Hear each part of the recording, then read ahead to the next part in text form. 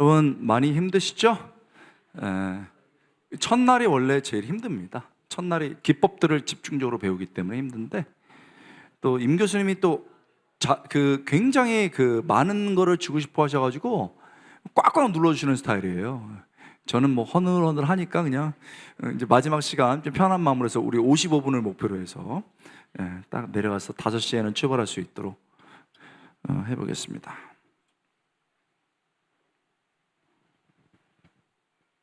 자, 강의원 띄워주세요.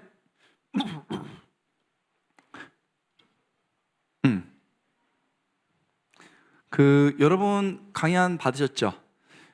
한 페이지로 복사하신 분도 있고, 또 핸드폰에 넣으라고 한 페이지로 이렇게 편집했으니까 뭐 편하신 걸로 보시면 되겠습니다.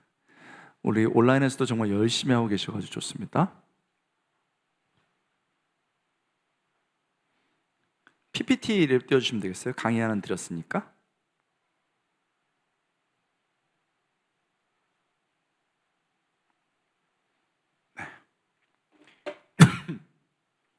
다행히 전체 강의한 것하고 좀 연결되어 있어서 쉽게 배울 수 있는 부분들이 있습니다. 자, 볼게요.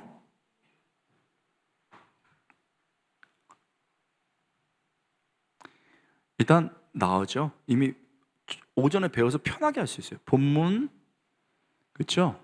연관성, 적용입니다. 지금 시편 설교도 배웠는데 요거에서 본문 부분을 어떻게 의미를 추출하느냐가 달라지지, 연관성 적용은 굉장히 공통적인 것이라고 볼 수가 있습니다. 자, 일단 여기서부터가 중요한데, 여러분들이 이제 설교를 준비를 해요. 그러면 어떻게 설교를 준비하느냐가 되게 중요합니다. 헤더 로빈슨 같은 경우는 10단계 방법을 가르쳤어요. 그래서 저는 그걸 배웠고, 제가 그 10단계 방법을 사우스 웨스턴에서도 가르쳤었어요. 그때 이제 출중하게 잘했던 분이 한 명 있었는데, 이태재 목사님이었어요. 그때 엄청 잘했어요. 그때도. 그리고 엄청 겸손하게 배우시고 잘하셨는데 결국 잘하시더라고. 그래서 10단계를 가르쳤는데, 한국에 와서도 제가 총신에서 처음 교수를 했었는데 가르쳤어요. 근데 미국에서 가르쳤든 한국에서 가르쳤든 내가 물어봤어. 1년이야 2년 뒤에 10단계를 아냐 그랬더니 모른다. 그렇게 유명한 방법을 모르냐 그랬더니 모른다. 그때 제가 알았어요. 이게 서양 방법론하고 우리나라 방법론하고 다르다. 그리고 이론을 위한 이론이나 아니면 결이 다른, 어떤 분위기가 다른 설교법은 좀 어렵다, 이런 생각이 들었어요. 그래서 본문이 살아있는 설교를 이제 본문 연관성 적용 구도로 썼고, 2018년에 이제 저게 최우상 받은 책이에요. 목회자 참고 최우상을 받았죠. 그러면서 이제 제가 한국사에 많이 알려지게 되고, 이제 이 설교를 명확하게 쉽고 그러나 효과적으로 하는 방법들에 대해서 이제 알려주게 된 거죠. 그럼 5단계는 뭔가 보겠습니다. 써서 보셔도 되고, 또 책을 사셔서 보셔도 되고, 저는 항상 책을 좀 추천하는 편이니까. 기본서로 되게 중요한 책이, 가장 아마 중요한 책일 거예요. 첫 번째, 본문을 묵상하고 연구하는 겁니다. 아셨죠? 여기서 중요한 거는 본문을 묵상하고에 달려 있어요. 묵상하고. 여기서 밑줄을 쫙 그어야 됩니다. 책도 앞에 보면 나오는데 묵상하고 연구. 자, 묵상한다는 게 뭐냐면은, 잘 들어보세요.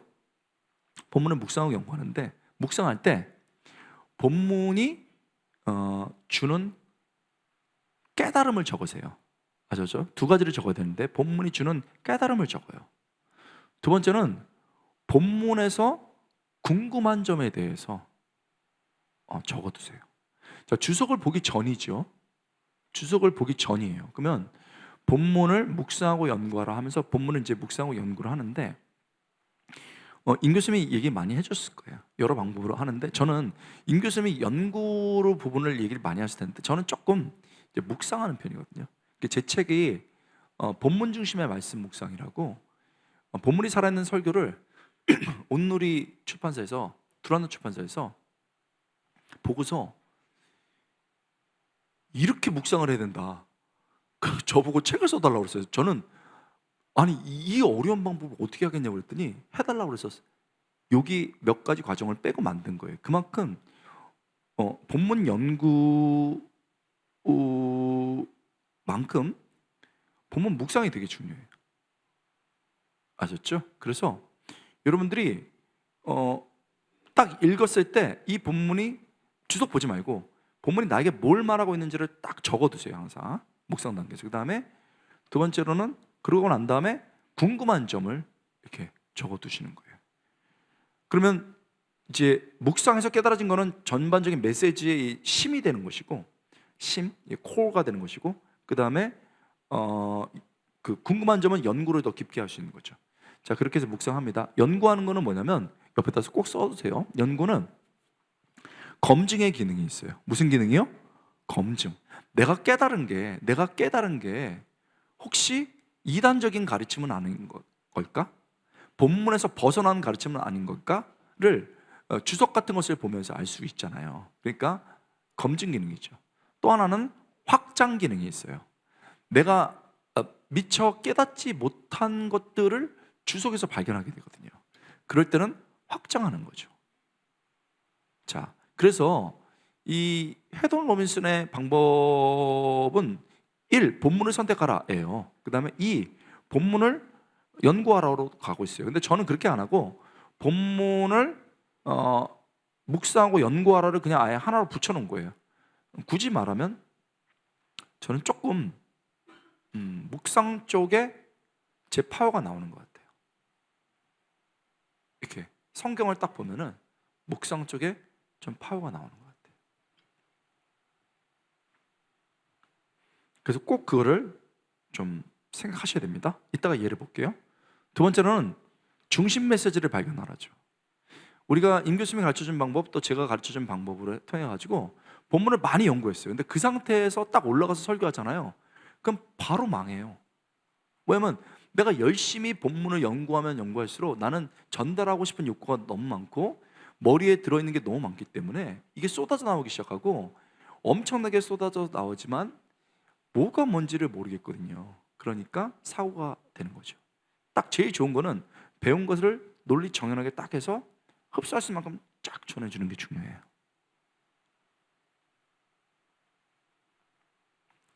3단계 연관성을 놓으라는 겁니다.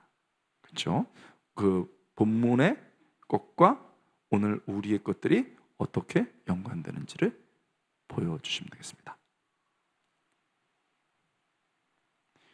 네 번째 단계는 적용점을 제시하라는 겁니다. 적용점을. 다섯 번째는 이게 지금 설교 준비, 실제로 제가 설교 준비하고 있는 거예요. 설교 전달 형태를 결정한다는데 써두세요. 설교 전달 형태는 귀납식, 연역식, 혼합식이 있습니다.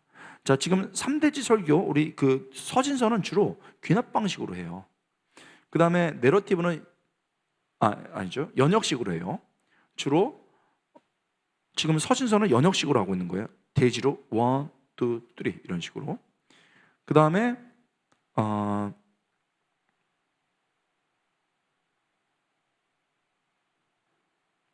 내러티브 같은 경우는 당연히 귀납식이 되겠죠. 귀납식이 되니까 그렇게 해야 되겠습니다. 그 다음에 이걸 섞는 혼합 방식도 있어요. 그런데 지금 우리는 아직 내러티브를 배우지 않았기 때문에 이게 뭐가 뭔지 모르거든요. 쉽게 말하면 한식만 알고 있는 거죠. 나중에 이제 양식과 일식까지 할 수 있는 방법을 배웁니다. 그럼 여기서 봐봐요. 1, 2단계가 이렇게 본문을 묵상하고 연구하라, 여기 부분과 중심 메시지를 발견하라가 본문에 관한 거죠. 연관성 적용이잖아요. 그 다음에 맨 마지막에는 설교 전달 형태와 방법을 결정하는 건 설교문에 관한 거예요. 전달 형태는 귀납식, 연역식, 혼합식을 말하는 거고, 전달 방법은 내가 이거를 예화로 할 거냐, 영상으로 할 거냐, 뭐 인용으로 할 것이냐, 이런 것들을 결정하는 방법을 말하고 있는 거예요. 그러니까 결국은 기본 설교학을 잘 배우는 게 되게 중요하고, 하여튼 제일 많이 설교를 발전하려면 본문이 살아있는 설교를 한 4-5번 읽으면은 이게 감이 다 와요. 거기에서 이제 쌓아 올리면서 업데이트를 시키면 이제 되는 거죠. 옛날에는 이게 없어가지고 또 녹음도 못 하거든요. 지금도 마찬가지, 저작권이 있어서 녹음도 못 하죠. 그러니까 막 사진 찍고 막 적고 난리가 났었어요. 요약본. 근데 그래서 책을 썼는데 좋은 반응이 있었습니다. 자, 본문을 묵상하고 중심 메시지를 발견한 다음에 연관성을 놓고 적용점을 제시하는 겁니다. 자, 이렇게 하는 거고요. 단계를 꼭 기억해 두시기 바랍니다. 자, 그러면 이제 서신서를 보겠는데, 서신서에는요 일단 논리가 있어요. 서신서는 잘 들어보세요. 서신서는 꼭 써두시고, 서신서는 논리 중심으로 메시지를 전달하는 거예요. 아셨죠? 그 다음에 내러티브는 플롯, 구성 중심으로 해서 하는 거예요. 이런 아버지가 있었었는데 아들이 나갔다. 근데 아버지는 기다린다. 그리고 탕자가 터덜터덜 걸어올 때 아버지는 달려간다. 그게 아버지의 마음이다. 하나님은 우리를 향해서 달리신다. 이렇게 가는 거예요. 그렇죠? 그 다음에 시편은 구조, 이미지, 감정을 섞어요. 지금 옆에 방에서 하고는 되게 어렵거든요. 그래서 여러분들이 장르 설교에 거의 탑으로 갈 수가 있는 거죠. 그러나 지금은 논리 부분에 그 서신서를 배우고 있습니다. 논리가 있으니까 중심 메시지를 발견한 다음에 거기다 뼈대로 이렇게 연결하면서 가고 있는 것을 볼 수가 있습니다. 이 말이 유명하죠. Logic on fire. 이게 뭡니까? 아주 열정적으로 하는데 기본은 라직인 거예요. 제 말도 똑같죠. 명풍이죠. 아무리 이게 냉철하게 설교하든 뜨겁게 설교하든 딱 들어봤을 때 그 논리를 이렇게 꺾을 수 없어야 돼요. 아, 저게 논리적으로 맞다. 저 말이 맞다. 뭐 이런 식으로 돼야 됩니다. 그래서 서신서는 굉장히 분석적으로 설교를 하고, 분석적으로 설교하다 보니까 첫째, 둘째, 셋째 이렇게 나가는 거예요. 근데 탕자의 비유 같은 경우는 심청전을 첫째, 태어났는데 엄마가 죽었다.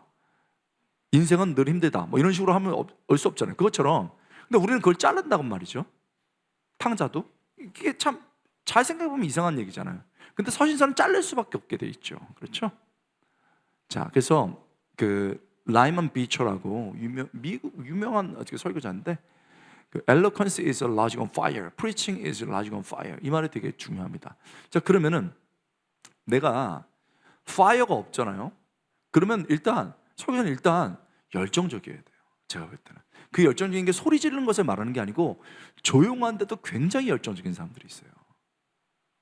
열정적인 것은 그런 뭐 조용하냐 시끄럽냐 차이가 아니에요. 조용하지만 굉장히 열정적인 사람이 있어요. 자, 오케이, 나는 파이어가 있어요. 그러면 파이어, 열정이 있어요. 그런데 라직이 없다. 이건 큰 문제죠. 그래서 이제 왜 웃으세요? 라직을 해야 되는 거예요. 그래서 이 라직을 훈련하는 게 생각보다 시간이 오래 걸립니다. 그래서 이거를 한 1년 정도, 아까 말했던 그 대형교회 청년부 그분도 6개월, 1년 이상 훈련 받고, 그것 이제 자기가 사람들한테 이제 CMT를 가르치는 사람이 됐죠. 중심 메시지 같이 읽겠습니다. 시작. 당신이 그것을 쉽고 단순하게 설명할 수 없다면 당신은 그것을 충분히 이해 못한 거다. If you can't explain it simply, 아주 명확하게 설명할 수 없다면 너는 충분히 이해한 게 아니야. 이렇게 얘기를 하고 있는 거죠. 아까 요 클래스를 위해서 제가 남겨둔 건데, 헤던 로빈슨은요 중심 메시지를 중심 사당이라고 불렀습니다. 그래서 빅 아이디어를 잡아야 된다라고 말했어요. 근데 우리나라 말에는 빅 아이디어는 크게 생각해라 이런 개념이 있어서 오해가 되기 쉬워요. 그래서 센트럴 메시지, 어떤 사람은 아이디어란 말을 좋아하지 않아요. 그래서 센트럴 메시지란 말로 쓰고 있습니다. 헤던 로빈슨은 주제와 보충 주제라는 걸로 그걸 사용해서 질문과 답을 찾아서 하라고 했는데, 이게 무슨 말인지 전혀 몰라요, 사람들은.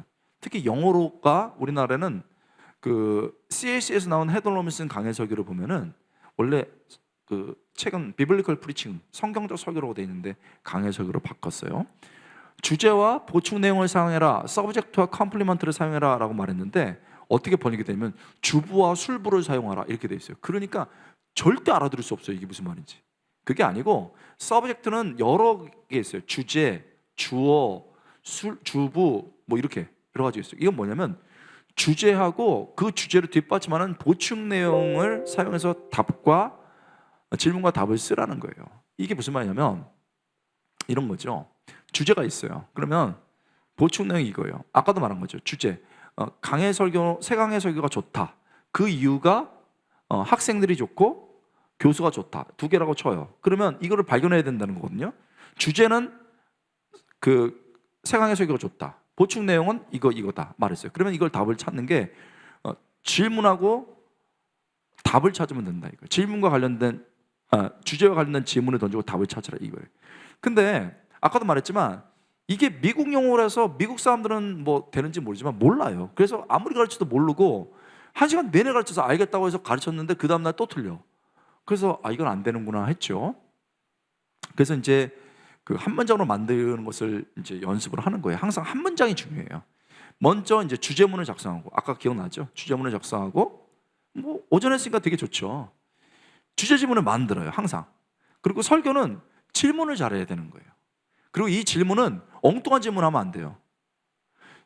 지금 이래서 강해 설교가 좋다 이런 거 하고 해야 되는데, 세강해 설교가 좋다고 말해야 되는데,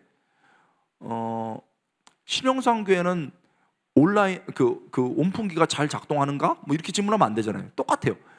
엉뚱하게 질문하는 사람들이 있어요. 그러니까 주제와 관련된 질문을 하고 답을 찾고, 그 다음에 주제 질문에 대한 답을 찾는 거죠. 그리고 한 문장으로 중심 메시지를 만들면 됩니다. 이거예요.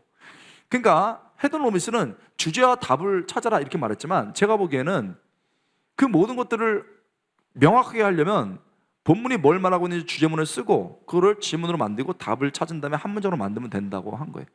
이 심플한 것들을 만들어내는데 이게 워킹이 되기 시작하니까, 이게 실제로 되기 시작하니까 이게 확 뜬 거예요. 이게 CMT하고 연관성 때문에 확 뜬 거거든요, 책이. 그러니까 되게 중요하죠. 여러분들이 배운 거 있잖아요. 배운 거 막 이만큼 연구를 했어요. 절대 그걸 설교로 다 가져가면 안 돼요. 예를 들면 이제 뭐 그 갈비를 만들려고 하고 있어요. 그러면 갈비에 무에 배에 이걸 다 가져갈 수 없잖아요. 필요한 만큼 똑똑똑 잘라서 요만큼 만들어야 되잖아요. 그거랑 마찬가지인 거예요. 그러니까 내가 본문 연구를 충분히 했다는 거는 재료를 마련했다는 것이지 그게 딱 음식 형태로 나왔다는 건 아닌 거예요. 근데 이거를 오해하기 쉽고 그 다음에 그렇게 했기 때문에 공로주의로 그거를 반드시 쏟아내야 된다고 생각해요, 설교에서. 그거를 제가 말했지만 설교학의 바보라고 하죠. 자, 보세요. 에베소 6장 서신서니까 에베소 6장 1절부터 4절을 한번 누가 읽어봐 주세요. 우렁차게. 에베소 6장 1절부터 4절 한번 읽어봐 주세요. 에베소 6장 1절부터 4절.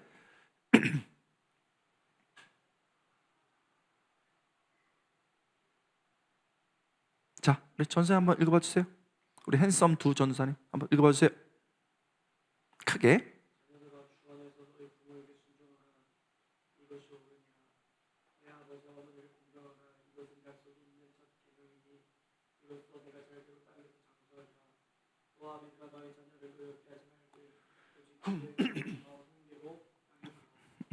그렇죠? 자, 그러면 주제문 만들어 볼게요. 주제문, 이건 뭐에 관한 거죠? 뭐에 관한 걸까요? 부모와 자녀 관계죠. 그런데 잘 잡았어요. 어떤 때는 자녀가 해야 될 것, 부모가 해야 될 것, 이게 좁게 잡거든요. 근데 지금은 살짝 넘어갔어요. 부모와 자녀의 관계는 좀 넓게 잡았어요. 왜냐하면 그거는 도덕경에도 있고 철학에도 있고 그러거든요. 그러면 거기다 앞에다 뭘 넣어야 될까요? 그렇죠. 성경이 말하는 부모와 자녀의 관계, 그렇죠? 그걸 지문으로 만들면 잘한다. 지문으로 만들면 그렇죠. 그 내용을 그대로 써요. 무엇이 아니면 성경이 말하는 부모와 자녀의 관계는 무엇인가? 이게 들어갔죠? 자, 그러면 뭐예요? 첫 번째, 자녀는 부모에게 뭘 해야 되죠? 여기 분석을 보면요, 자녀들하고 명령법으로 순종하라. 그 다음에 자녀들아 명령법으로 공경하라. 이렇게 돼 있죠? 나머지는 다 부속절이에요. 그러면 자녀는 해야 될 게 뭐예요? 순종하고 공경하는 거죠. 그 다음에 아비들은 노엽게 하지 말고 양육해야 되는 거예요. 주의 교훈과 훈계로. 이건 다 붙어 있는 겁니다. 그러면 자녀들이 해야 될 건 뭐예요? 순종, 공경. 그 다음에 부모가 해야 될 건요? 노엽게 하지 말고. 그렇죠. 그러면 한 문장으로 만들어 봅시다. 어떻게 되죠? 성경적 부모 관계는 자녀는 부모에게 순종하고 공경하면 부모는 자녀를 노엽게 하지 말고 교육해야 됩니다. 이거죠? 자, 이게 딱 나오는 거예요. 그러면 여러분들이 일단 구조를 짜요. 본문에서 구조를 이렇게 딱 짰어요. 그 다음에 그것에 대해서 연관성을 넣고 적용을 넣는다는 거로 딱 감이 와야 되죠. 지금은 구조를 짜는 법을 배우는 거예요. 해볼게요. 여러분, 오늘 본문은 성경적 부모와 자녀 관계에 대해서 얘기하고 있습니다. 여러분, 유교에서 말하는 부모와 자녀의 관계, 철학에서 말하는 부모와 관계가 아니고 성경이 말하는, 진짜 성경이 말하는 부모와 자녀의 관계는 뭘까요? 자, 아까 배웠죠? 이거를 설교 제목으로 던졌죠? 첫 번째, 자녀는 부모에게 뭐하고 뭐 한다고요? 순종하고 공경해야 됩니다. 순종하고 공경해야 됩니다. 이렇게 말해요. 그 다음에 순종이란 의미를 쭉 설명하고 공경이란 의미를 쭉 이제 설명하죠. 이게 설명합니다. 그렇죠? 쭉 설명하면서 이제 하면 되는 거죠. 그 다음에 그러면 자녀는 부모에게 그렇게 하는데 부모는 자녀에게 무엇을 해야 되겠습니까? 자, 이렇게 말해요. 그러면 어떻게 된 거예요? 일단 화나게 하지 말아야 됩니다. 무조건 화나게 해서는 안 돼요 하고 설명하고 연관 붙이고 적용하고, 그 다음에 두 번째 화나게 하는 것뿐만 아니고 교육해야 됩니다 하고 설명하고 연관 써고 적용, 이렇게 하는 거예요. 그러니까 서신서는 논리로 흐르기 때문에 딱 짠 다음에 거기다 연관 적용을 붙이면 되는 거죠. 연관 적용을 딱 붙이면 이제 되는 거예요. 이렇게 해서 짜는 거죠. 자, 요거는 이제 쉬운 거니까 조금 그 난이도를 높여볼게요. 이거를 항상 이렇게 하지 않고 범위를 축소하면 조금 달라진다고 그랬죠. 에베소 6장 1절부터 3절에 보면 첫 번째, 자녀가 부모에게 해야 될 것, 그러면 뭐예요? 순종하고 공경한다. 그러면 답은 자녀가 부모에게 해야 될 것은 순종하고 공경하는 것이다. 그렇잖아요. 근데 이미 지난주에 다뤘거나 사람들이 너무 잘 알거나 그럴 때는 주제 심화를 시킨다고 그랬어요. 그러면 자녀가 부모에게 해야 될 것은 순종하고 공경하는 것이 다예요. 그럼 이거를 자녀는 부모에게 순종하고 공경해야 된다, 이걸 다시 주제문으로 잡고 질문 던져야 되죠. 왜? 본문에 따르면 왜 자녀는 부모에게 순종하고 공경해야 되는가? 답은 뭐죠? 그렇죠. 구석대로 다 띄워봅시다. 첫 번째는 뭐예요? 이게 이제 우리 배운 그게 나오는 거예요. 봐요. 재밌어. 진짜 재밌어졌어요. 자녀들아 순종하고 공경하라. 그렇죠? 그 다음에 이건 설교했어요. 지난주에 했거나. 그러면 이유는요? 계명이기 때문에 그래요. 영어 뭐예요? commandment. 명령이라 이거예요. 묻지도 따지도 말고 그냥 해라 이거죠. 그렇죠? 명령이기 때문에. 두 번째로는 약속이 있기 때문에 그런 거예요. 그 약속이 뭐예요? 잘 되고 장수한다는 거예요. 그러면 이렇게 되는 거죠. 잘 들어봐요. 여러분들이 CMT 심화를 시킬 때 너무 이게 내용이 뻔해. 그러면 이거를 그렇다고 버릴 수는 없잖아요. 그러면 서론에서 다루든지 대지일에서 다루든지 하면 되는 거예요. 그럼 이렇게 하는 거죠. 지난주에 했거나 아니면 이미 잘하고 있다면, 여러분 지난주에 우리가 자녀가 부모에게 해야 될 것, 부모가 자녀에게 해야 될 것에 대해서 살펴봤습니다. 오늘은 조금 더 심화시켜서 한 번 더 6장 1절부터 3절을 볼 텐데, 왜 자녀가 부모에게 순종하고 공경해야 되는지를, 그 이유에 대해서 한번 살펴보겠습니다. 첫 번째 시간에 안 다룬 거잖아요. 그것은요, 첫 번째 명령이기 때문입니다. 약속이기 때문입니다. 이런 구조로 가는 거예요. 그러면 이거를 되게 뻔한데 여기다 연관 적용을 붙여볼게요. 구조를 짠 다음에, 여러분 우리가 자녀가 부모에게 순종하고 공경해야 되는데 첫 번째 이유는 명령이기 때문에 그렇습니다. 이렇게 말하는 거예요. 그리고 명령이라는 것을 설명하죠. 이 명령은 하나님의 인간의 선택이 아니고 하나님의 하라 하심으로 인간이 따라야 되는 것을 말하는 겁니다. 그리고 이 명령이라는 것은 지금 하나님 십계명에서 하나님과 사이에서 해야 될 것과 그것이 지나고 난 다음에 인간과 인간 사이에서 해야 될 것이 나오는데, 그 첫 번째, 첫 계명, 즉 첫 인간과의 명령인데 그건 부모와의 관계입니다. 그래서 선택할 수 있는 게 아니고 처음으로 딱 주어져서 해야 되는 것이기 때문에 우리가 순종하고 공경하는 겁니다. 본문을 설명했죠. 일단 라직을 명확히 해요. 그러므로 이제 연관시키는 거예요. 그러므로 부모를 순종하고 공경하는 것은 선택이 아니고 해야 될 겁니다. 그리고 이것은 믿지 않는 사람들도 압니다. 직관적으로. 그렇다면 분명하게 언급된 명령으로서 우리의 부모를 순종하고 공경하는 것은 우리가 당연히 해야 되는 겁니다. 자, 그럼 이제 분위기가 안 좋잖아요. 명확해도. 그 다음에 연관을 시켜야 되겠죠.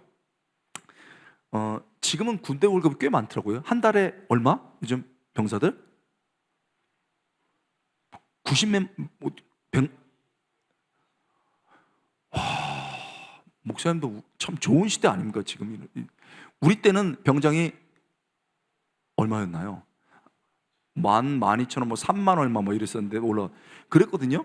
근데 장교가 뭐 한 150만 됐는데 저는 이제 장교로 갔어요. 그때 이제 그 처음에 훈련이 30만 원이었어요. 병장도 안 됐지. 근데 제가 거기서 매달 5만 원을 떼었습니다. 이유는요?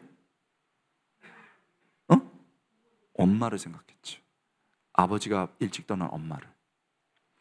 그래서 그 3년 6개월을 근무했는데 5만 원씩 하면 얼마를 할 줄이 대충 계산이 나왔습니다. 그래서 평생 우리를 위해서 고생하는 어머니를 미국을 보내드려야 되겠다, 이런 생각을 했습니다. 전역을 하고 200만 원 조금 넘는 돈을 어머니에게 드리면서 어머니 미국 다녀오세요. 삼촌이 계시니까. 그랬더니 싫다, 네 돈을 어떻게 쓰냐. 그래서 어머니 그래도 다녀오세요. 그럴까? 그래서 빨간 옷 입고 미국에 다녀와서 너무너무 좋아하셨습니다. 어머니는 그때를 잊을 수가 없어요. 네가 효자다. 자, 여러분, 제가 이렇게 한 거는 어머니를 사랑해서 하는 마음도 있었지만 저는 하나님의 말씀이었기 때문에 그냥 당연히 했습니다. 그리고 그 당연함의 그 힘, 하나님 명령을 순종했을 때 그 은혜를 제가 많이 경험했습니다. 여러분, 부모를 사랑하고 공경하는 걸 생각하지 마세요. 그냥 순종하시기 바랍니다. 공경하시기 바랍니다. 지금 어머니에게 전화하세요. 아버지에게 전화하세요. 친구와 1시간을 통화하는 우리가 부모님에게 5분도 못한다고요? 스타벅스 한 잔을 한 번에 확 마시는 우리가 어머니 밥을 한 번 못 사드린다고요? 늘 자기의 인생에 대해서 생각하는 우리가 부모를 생각하지 않는다고요? 하나님의 명령과 반대로 살아가고 있는 겁니다. 제가 이렇게 해서 푹푹 던지는 거예요.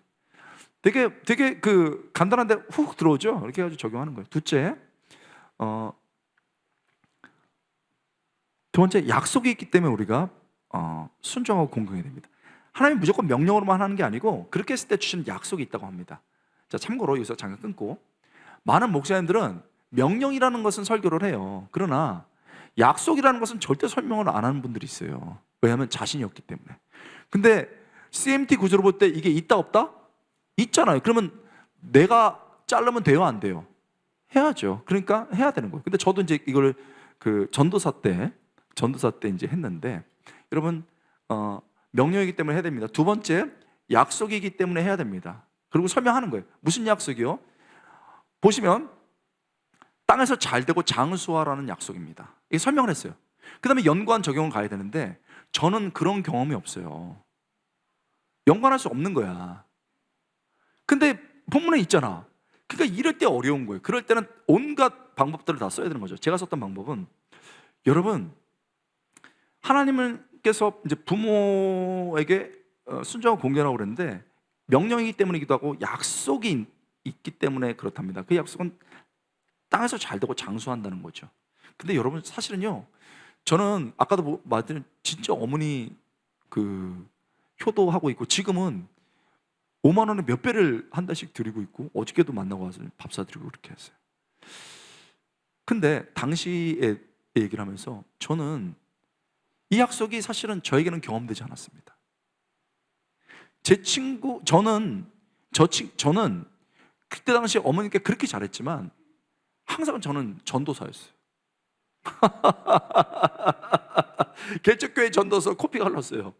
그래, 뭐 유명한 것도 아니죠. 땅에서 뭐가 잘 돼. 근데 여기서는 땅에서 잘 된다고 말했거든요.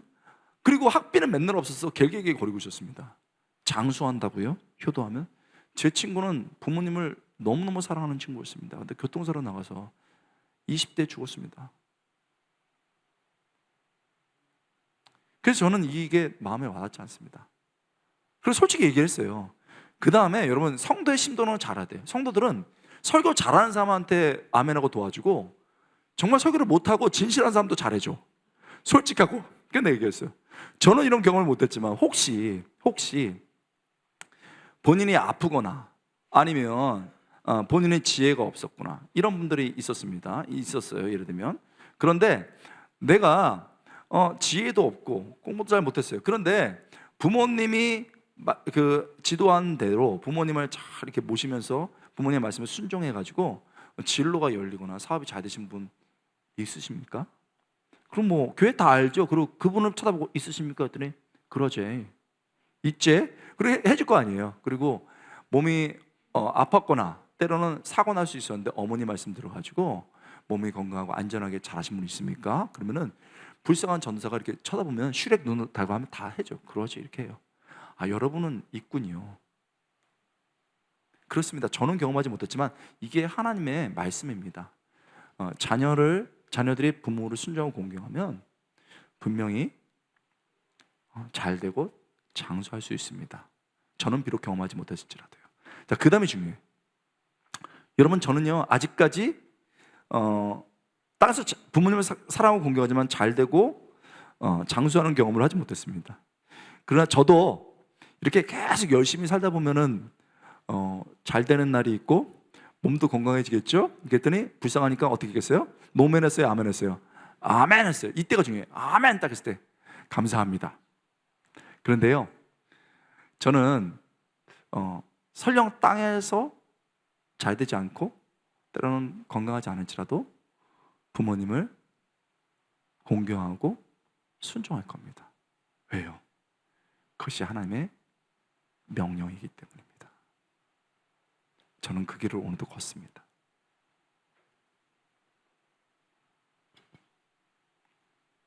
이런 게 얼마나 명확한 구조예요. 그렇죠? 구조에다가 군대 이야기, 내 친구 이야기를 붙여서 적용을 딱 하는 거죠. 그러니까 이게 알면 아무것도 아닌데 모르면 이제 되게 어렵겠죠. 강도사님, 우리 사랑하는 김남우 강도사님, 틀어봐 주세요. 여러분이 참고할 부분. 이제 집에 돌아가셔서 저 사람은 지금 뭘 가르치고 있는데 사실인가 우리나라 아닌가를 봐야 될 상황이라면 거잖아요. 그러면 이렇게 검증되는 살릴 수 있는 채널들이 환자를 있겠죠. 보내는 한번 게 굉장히 들어봐 주세요. 힘들어. 그리고 지금은 책과 그 모든 온라인을 통해서 감출 수 없는 시대가 됐거든요. 그러니까 그 설교를 실제로 어떻게 하는지를 보여드려야 되겠죠. 제가 나오면은 곧 틀어줄게요. 유튜브 제 채널을 알려드릴 텐데, 자, 에베소서 본문에서 이렇게 되죠. 약속이 있기 때문이다 하고 이렇게 해서 설교를 해야 됩니다. 이거는 내러티브 본문이니까 다음번에 연습을 하고요. 정리 및 요약을 해보면 중심 메시지는 설교의 시작과 같아요. 그래서 여러분들 중심 메시지를 잘 짜야 주의 개요 전반이 나오고 그 주의 개요를 딱 짜면 그 다음에 연관성을 붙이고 적용을 넣는단 말이죠. 그 구도를 잘 이렇게 보셔야 됩니다.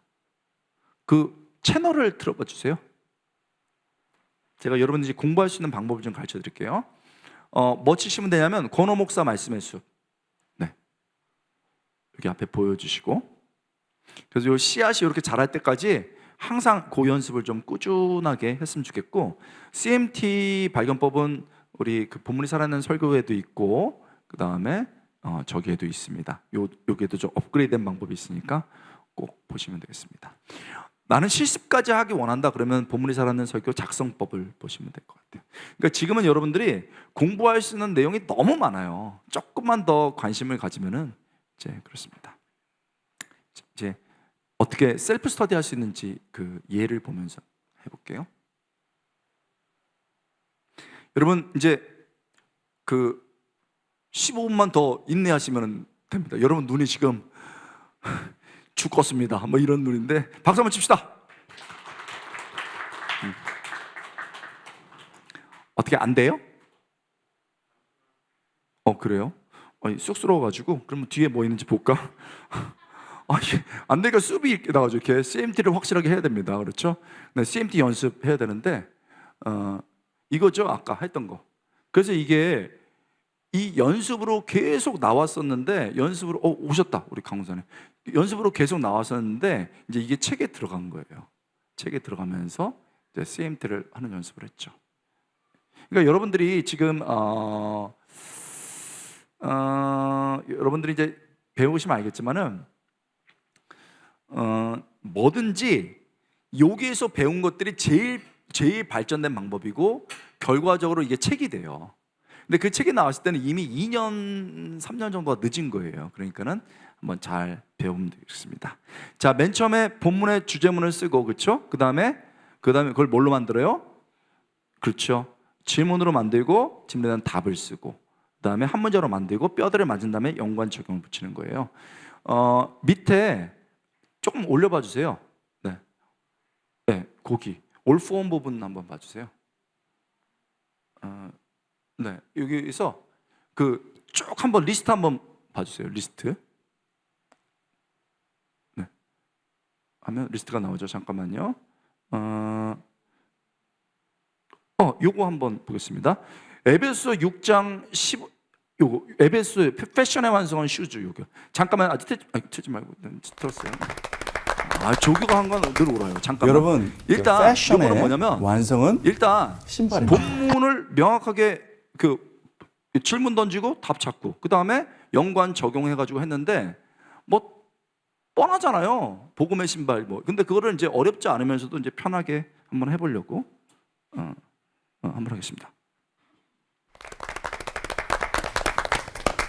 여러분, 그 패션의 완성은 신발입니다. 감사해요. 네. 지금 어떤 디자인, 어떤 기능의 신발을 신고 계신가요? 오늘 사도 바울이 엄청나게 중요한 그리고 우리에게 소중한 신발을 말하고 있습니다. 뭘까요? 15절입니다. 평안의 복음이 준비한 것으로 신을 신고. 바울은 지금 로마 병사가 신고 있는 이 전투용 신을 말하고 있습니다. 칼리가라는 것인데요. 칼리가. 이 칼리가는 가죽으로 만들었고 이 앞에가 뻥 뚫려 있습니다. 쉽게 말하면 가죽으로 만든 두툼한 샌들, 샌들이라고 생각하면 되겠습니다. 두께를 찾아보니까 평균 2cm가 넘었다고 하더라고요. 자, 이 신발을 신으면 2cm가 넘었기 때문에 바닥이 돌에 베기지 않습니다. 그리고 웬만한 못에도 찔리지가 않습니다. 그뿐인가요? 이 신에는요, 이게 끈이 달려서 끈을 탁 이렇게 해서 보면 그림 같은 거 보면 탁 이렇게 종아리까지 위에서 올려서 묶습니다. 그러니까 절대 벗겨지지가 않았습니다. 여러분, 겨울에는 어떻게 하나요? 겨울에 춥잖아요. 그럴 때는 짐승의 털이 있는 가죽 같은 것들을 앞에 놓거나 솜을 넣어서 따뜻하게 했다고 합니다. 이 신을 신으면 어디든지 갈 수 있고 또 빠르게 이동할 수 있는 장점이 있었다고 합니다. 그래서 로마 군인에게 이 신발 칼리가는 딱 신는 것은 멋을 내는 것이 아니고 작전을 위해 어디로 이동하는 것, 이동해서 어떤 미션을 수행하는 것, 이동과 미션 수행이라는 개념이 딱 함축적으로 들어가 있는 것이죠. 그렇다면 바울은 성도들도 신을 신고 어디로 가야 하고 어떤 미션을 수행하라고 하고 있는 것이죠. 그렇다면 이것이 무엇을 의미하는 것일까요? 존 스토트라는 아주 탁월한 학자가 그것은 그리스도의 병사된 우리가 복음의 신을 신다는 것을 어떻게 얘기했냐면 평안의 복음을 전할 준비를 하고 어떤 지역으로 가서 그 복음을 전하는 것을 말하는 것입니다. 그러니까 하나님과 우리 인류가 죄를 지었기 때문에 적대적인 관계에 있는 거죠. 그 결과 또 우리 사이도 이렇게 깨져 있습니다. 그랬을 때 복음이 들어가서 하나님과 또 사람 사이에 평안이 전해지는 것, 복음의 힘이 전해지는 것, 그곳으로 가서 그것을 전하는 임무를 수행하는 것이다 라고 말했습니다.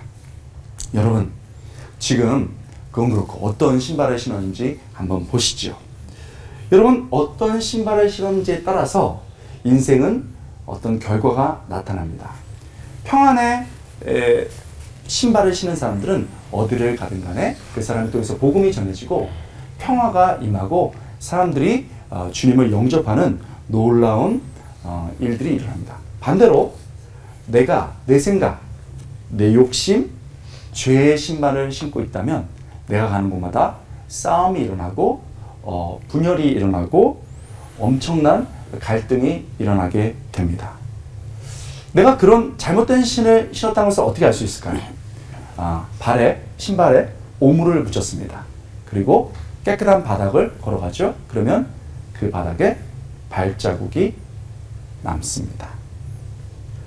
내가 신고 있는 신의 종류에 따라서 흔적이 남는 겁니다. 내가 가는 곳마다 싸움이 일어나고 미움이 일어나고 찢어지고 야, 하나님이 어디 있어? 라고 말하면 잘못된 신을 신은 겁니다. 마귀가 만들어준 더럽고 칼날 달린 신을 신고 있는 것이죠. 그것으로 찌르고 자르고 쪼개는 겁니다. 그러면 인생이 어려워지는 것이죠. 그렇다면 그 자리에서 회개하고 내가 이런 잘못된 신을 신고 잘못된 인생을 살았구나. 하나님 앞에서 회개하고 다시 복음 안에서 새로워지면서 새로운 평화의 신을 신게 됩니다. 그러면 그 사람들에게 평화를 주고 예수님을 소개하면서 내가 가는 곳마다 정말 하나님이 이런 분이시구나 라는 것을 알게 되는 겁니다. 여러분, 지금까지 오랜 인생을 걸어오셨습니다. 뒤돌아보면서 어떤 발자국이 남았는지를 보시고 이제 앞으로 걸어가는 길은 복음이 주는 평안, 내가 가는 곳마다 사람들이 따뜻해지고 내가 가는 곳마다 나도 주님을 믿고 싶어 라고 고백되는 일, 그런 일들 있기를 바랍니다. 기도하겠습니다. 네. 이 정도로 하나님 볼게요. 인생에서 멋진 신발을 신고 싶습니다. 여기에 이제 권호 목사 말씀에 쑥 들어가시면은 모든 자료들이 있는데 짧은 자료들 같은 경우는 새벽기도나 아니면 뭐 저녁 예배는 살을 좀 붙이면은 충분히 쓸 수 있는 것들이에요. 그래서 오픈을 하게 됐는데 또 우리 김남우 강사님이 저를 해야 된다고 압박해가지고 했는데 뭐 괜찮은 것도 많이 좀 있어요. 특히 제가 제작한 거는 김남우 전도사님 이거 이렇게 설교 전에 하지 말아야 되고 이거 한번 잠깐 틀어보세요. 우린 다 해요 이거.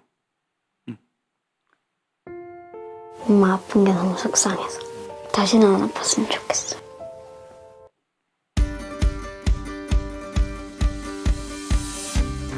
여러분 안녕하세요. 오늘은 설교 전에 절대 하지 말아야 될 일에 대해서 한번 알아보겠습니다. 많은 분들이 설교 전에 하지 말아야 될 일들을 해서 설교를 하면서 곤욕을 경험하는 경우가 많이 있습니다. 우리 설교를 하기 전에 절대 하지 말아야 될 일들 한번 알아보겠습니다. 첫 번째, 불필요한 사람을 만나는 일입니다. 여러분, 우리가 설교 전에 불필요한 사람을 만나게 되면요, 그들을 통해서 불필요한 감정이 들어옵니다. 때로는 꼭 나쁜 사람이 아니어도 좋은 사람인데도 불구하고 불필요한 만남이었다면 흥분되는 어떤 마음이 들어오기도 하고요. 때로는 그 사람을 통해서 분노나 슬픔이 들어오기도 합니다. 그러면 이 만남을 통해서 들어온 감정 때문에 감정에 휘둘린 설교를 하게 됩니다. 실패하게 되죠. 두 번째는요, 핸드폰이나 컴퓨터를 보는 겁니다. 핸드폰이나 컴퓨터를 보게 되면은 이것을 통해서 각종 영상, 때로는 SNS를 보게 되죠. 그러면 그때 불필요한 정보가 내 안에 들어옵니다. 그러면 설교 전에 집중을 해야 되는데 이 산만함 때문에 집중력이 떨어지게 됩니다. 여러분, 설교를 얼마 남겨두지 않고 핸드폰이나 컴퓨터를 봤다가 정신이 산만해졌던 경험들 여러분 다 있을 겁니다. 그래서 절대 핸드폰이나 컴퓨터를 설교 전에 봐서는 안 되겠습니다. 세 번째는요, 지나친 자신감 갖기입니다. 여러분, 막 근자감, 내가 지나친 근거 없는 자신감을 갖게 되면요, 해보겠습니다. 자연스럽게 나머지는 들어보세요. 하셨죠? 네, 내가 한번 내 실력을 보여주려 했다가 패한 경우가 얼마나 많습니까?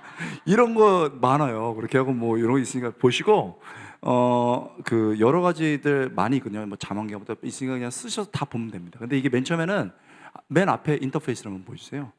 요거가 지금은 많이 늘었네. 한 500명 정도 되면은 원래 한 200, 300 정도로 크로즈 하려고 했었는데 아직은 뭐 좀 여유가 있는 것 같아요. 근데 나중에 너무 많이 퍼지면 또 안 되니까 생각해 보고 있는데 한번 보시고 그 특히 제가 아까 5분 설교했거든요. 그러면 이거예요. 우리가 신어야 되는 신발은 무엇이며 해야 될 것은 무엇인가요? 우리는 평화의 신을 신고 복음과 평화를 전해야 된다. 되게 심플해요. 거기에다가 이제 연관을 붙이는데 그 정연관, 그러니까 정방향 연관을 붙여서 하기 전에 이게 너무 익숙하니까 반대 방향 연관을 하는 거죠. 평화의 신이 아니고 스케이트 같은 신발을 신는 걸로 이걸 이제 형성하는 거죠. 그래서 반대의 연관을 붙였다가 뒤에다 넣은 다음에 사실은 이런 연관을 써야 된다. 그리고 이미지를 연관을 시킬 때 신발을 신고 걸어온 곳에는 흔적이 남고 그 결과가 남는다를 발자국으로 이렇게 한 거예요. 그러니까 이게 되게 심플한 것 같지만 많은 생각을 한 거예요. 결국은 뭐예요? 서신서는 CMT를 통해서 딱 구조를 만들고 그 구조를 만든 다음에 거기다가 이제 딱 전체적인 구조를 만들면 거기다가 연관 적용을 넣는 거죠. 3대지라고 하면은 첫 번째 본문의 의미, 연관 적용, 첫 본문의 의미, 연관 적용, 본문의 의미, 연관 적용 이런 식으로 해가지고 하면 됩니다. 그래서 사실은 요거를 잘만 하면 아주 효과적으로 할 수 있습니다. 물론 구조를 짜는 연습만 했지만 어떻게 연관을 기가 막히게 할 것인가, 그래서 자연스럽게 적용을 이끌어낼 것이냐는 또 다른 분야입니다. 그렇지만 첫 단계로서의 구조를 짜는 것이 서신서에서는 가장 중요하다고 볼 수가 있습니다. 여러분, 오늘 하루 너무너무 애쓰셨는데 기쁜 소식은 드디어 끝난다는 것이고요. 좀 어려운 소식은 뭐냐면 여러분들이 지금 굉장히 지친 상태로 애를 써서 공부했기 때문에 집에 도착하는 순간 40%만 남을 거예요, 지식이. 그러니까 그것을 슬퍼하지 말고 그때 이제 책을 다시 펴고 하시면 되겠습니다. 기도하겠습니다. 하나님, 우리 열심히 했습니다. 정말 최선을 다했는데 주님, 우리의 성장을 도와주시고 또 그 성장이 다른 의 영혼을 풍요롭게 하는 놀라운 역사 있게 하여 주시옵소서. 돌아가는 발걸음 아버지, 기쁜 마음으로, 몸은 힘들지만 정말 감사한 마음으로 돌아가게 하시고 다음 주에 해처럼 밝은 얼굴로 만나게 하여 주옵소서. 감사드리고 예수님의 이름으로 간절히 기도드립나이다. 아멘. 여러분 수고하셨습니다.